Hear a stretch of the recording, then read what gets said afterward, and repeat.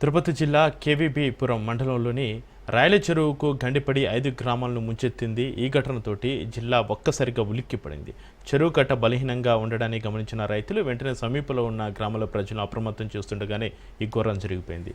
నీరంతా పాతపాలెం, కలత్తూరు, అరుంధతివాడ గ్రామాలను చుట్టుముట్టింది. గ్రామాలు 8 అడుగుల మేర ప్రవాహం వచ్చింది. గ్రామస్తులు ప్రాణాలు అరచేతిలో పెట్టుకుని మిద్దెలపైకి పరుగులు తీశారు. వరద ఉధృతికి మూగజీవాలు, ఆటోలు, ట్రాక్టర్లు, ఆరు బయట పెట్టుకున్న పరికరాలన్నీ కూడా కొట్టుకుపోయాయి. శ్రీకాళహస్తి, పిచ్చటూరు ప్రధాన మార్గంపైకి వరద చేరడంతో 2 గంటల పాటు రాకపోకలు నిలిచిపోయాయి.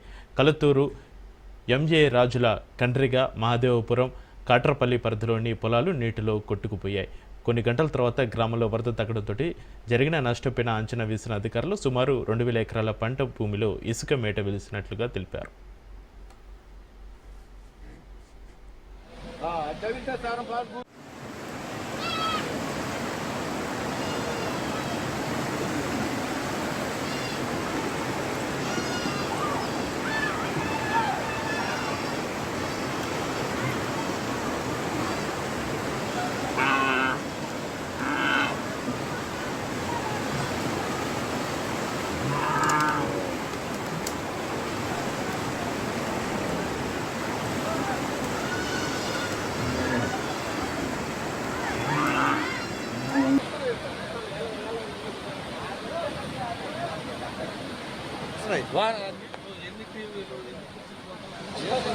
అయ్యో